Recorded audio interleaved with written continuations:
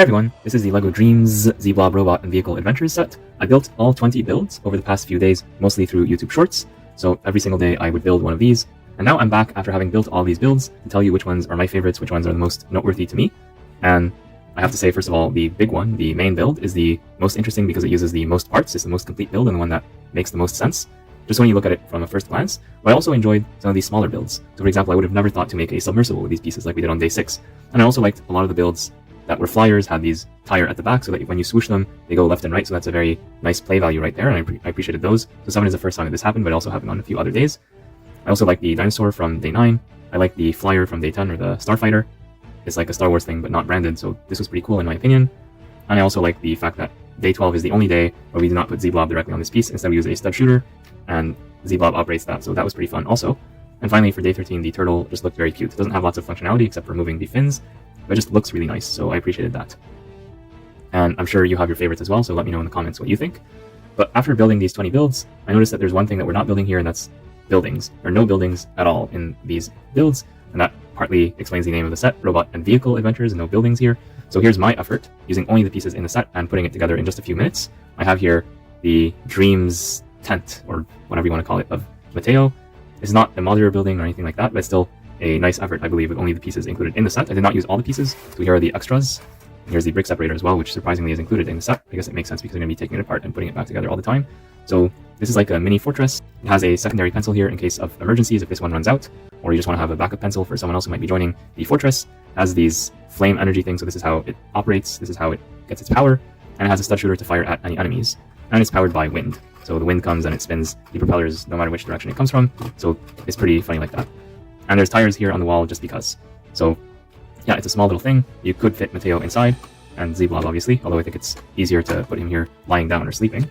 So that's a pretty good look right there, and you can also imagine that this is a flying tent or something like that. So it's a nice build. It's not the best looking thing ever, I have to admit, but it's something that you can do with these pieces. And I'm sure if I put more time and effort into it, I probably can do something totally different with these pieces. And I'm sure you can as well. So comment down below if you have YouTube videos of this set, if you have alternative builds, or if you have a page on Instagram or something like that where you have an alternative build of this set, because I'm curious. I'm sure the other audience members are curious to know what can you come up with just these pieces. If you don't have this set physically, even though it's not a very expensive set, if you're building digitally using LEGO Bricklink Studio or something like that, then feel free to share those as well. But I just find it a lot more fun to actually build the pieces and put them together. So for this build here, I found it very interesting to do some studs on the side construction right here, and then link this side with this side using ball joints. So it's the first time that I did this in a custom build, and I have to say the geometry matches perfectly because of the LEGO system. I think it's perfect or close to perfect. Maybe the parts are a little bit stressed, so this might not be legal, but I think it's legal.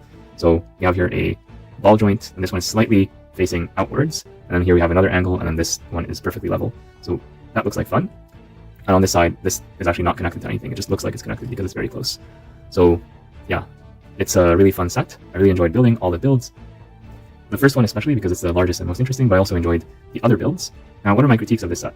Well, if they only gave us 2 more of these pieces right here, so this black piece, not the propeller, but the black piece that holds it, if they gave us an additional 2 of these pieces, then we would not need to take the wheels off and put the propellers on, or vice versa, every single time we go from wheels to propellers. So that was a little bit annoying. These pieces were included in the set, but they were not used in the majority of the build, so I think these could have been better used if they included more bar pieces to clip onto them, because I think that would have added more possibilities. There's only one minifigure, but I'm not going to complain about that because for the set's price, that is what you're going to get. But it would have been nice to get a second Z-Blob, maybe a red Z-Blob or a blue Z-Blob in addition to the green one, just to add some more variety.